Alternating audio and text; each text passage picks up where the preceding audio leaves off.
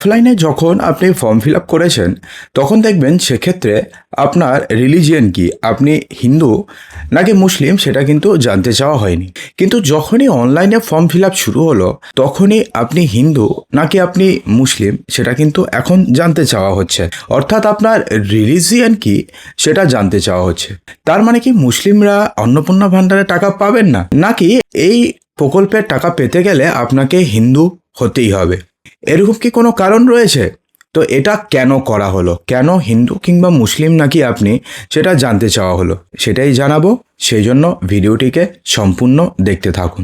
বন্ধুরা, অফলাইনে যখন ফর্ম ফিল আপ হয়েছিল তখন আপনারা জানেন যে প্রথমে সরকার ভেবেছিল যে লক্ষ্মীর ভাণ্ডারে যে বেনিফিশিয়ারি রয়েছে সেই বেনিফিশিয়ারি লিস্টটাকেই অন্নপূর্ণা ভাণ্ডারের বেনিফিশিয়ারি লিস্টে কনভার্ট করে দেবে, এবং সেক্ষেত্রে যেই সমস্ত অযোগ্য মহিলারা রয়েছেন, যেমন আপনাদের অনেকবার বলেছি, যারা ইনকাম ট্যাক্স দেন, যারা ভারতীয় নন, যাদের বয়স 25 থেকে 60 বছরের মধ্যে নয়, বিশেষ করে যারা মহিলা নন এবং যারা চাকরি করেন না অথবা পেনশনভোগী নন, তাদের নাম বাদ দিয়ে দেবে।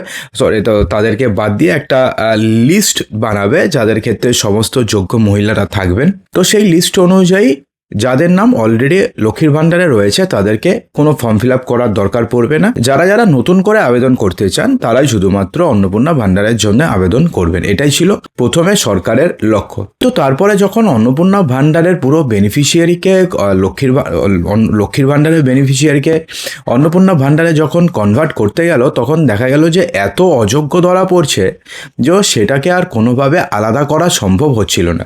তো সে কারণে সরকারের তরফ থেকে তড়িঘড়ি সিদ্ধান্ত নেওয়া হয়েছিল, এবং তড়িঘড়ি সিদ্ধান্ত নিয়ে আবার নতুন করে একটা ফর্ম বানানো হয়েছে। ঠিক আছে, অর্থাৎ ফর্ম বানানোর খুব একটা পরিকল্পনা ছিল না। প্রথমে পরিকল্পনা ছিল যে যারা শুধুমাত্র যারা নতুন যারা রয়েছেন, যারা নতুন করে অন্নপূর্ণা ভাণ্ডারের জন্য আবেদন করবেন তারাই শুধুমাত্র ফর্ম ফিল আপ করবেন, পুরানোদের ফর্ম ফিল আপ করার প্রয়োজন পড়বে না। তো যেহেতু তাড়াহুড়োতে করা হয়েছে ফর্মটিকে, তো সে কারণে ওখানে কোনো কারণে আপনার রিলিজিয়ন গিয়ে সেটা স্কিপ হয়ে গেছে।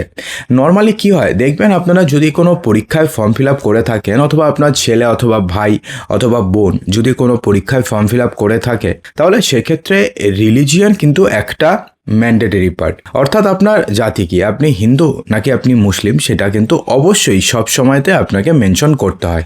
অর্থাৎ এমনটি নয় যে এটা একটা অন্নপূর্ণা ভাণ্ডারের যোজনাতে একটা নতুন করে একটা অপশন দিয়ে দিল সেক্ষেত্রে কাউকে বঞ্চিত করার জন্য, এমনটা কিন্তু একদমই নয়। যে কোনো পরীক্ষার ক্ষেত্রেও কিন্তু এমনটা করা হয় যে আপনার রিলিজিয়ন কি সেটা জানতে চাওয়া হয়। ইভেন আপনি যখন ব্যাংকে অ্যাকাউন্ট খুলবেন তখনও দেখবেন আপনার রিলিজিয়ন কি, হিন্দু নাকি মুসলিম, সেটা জানতে চাওয়া হয়। এটা একটা বেসিক ক্রাইটেরিয়া। যেরকমভাবে আপনাদের কাস্ট জানতে চায়, আপনি এসসি এসটি নাকি ওবিসি নাকি জেনারেল, তো ঠিক সেরকমভাবে এখানেও জানতে চাওয়া হয়।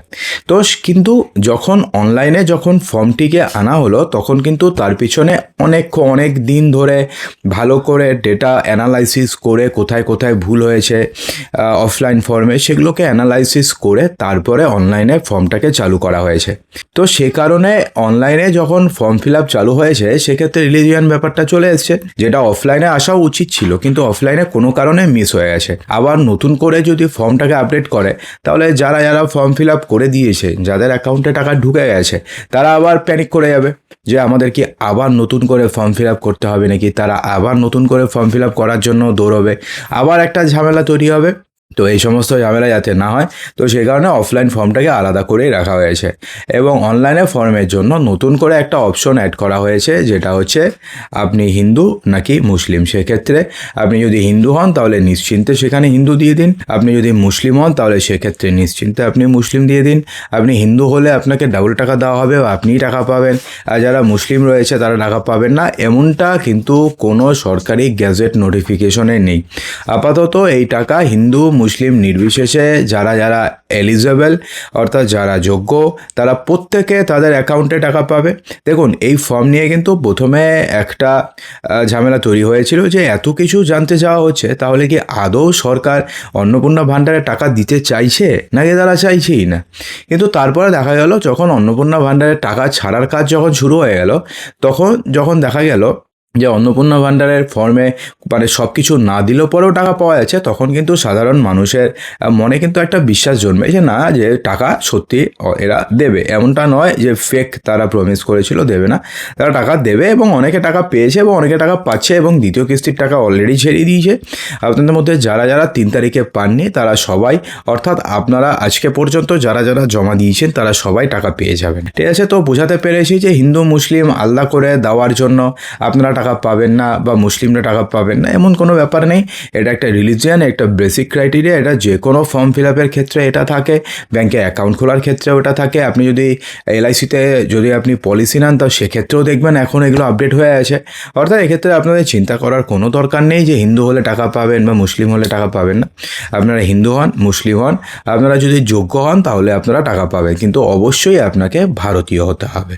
তো বন্ধুরা, আশা করব যে ভিডিওটিতে আপনাদের সমস্ত কিছুই সঠিকভাবে বোঝাতে পেরেছি। যদি ভিডিওটি ভালো লেগে থাকে তো লাইক করবেন, বন্ধুদের মাঝে প্রচুর শেয়ার করবেন এবং চ্যানেলটিকে সাবস্ক্রাইব অবশ্যই করবেন। তো দেখা হচ্ছে আমাদের আগামী ভিডিওতে আরও কিছু ইম্পর্টেন্ট নিউজ নিয়ে। ততক্ষণের জন্যে ভালো থাকবেন, সুস্থ থাকবেন।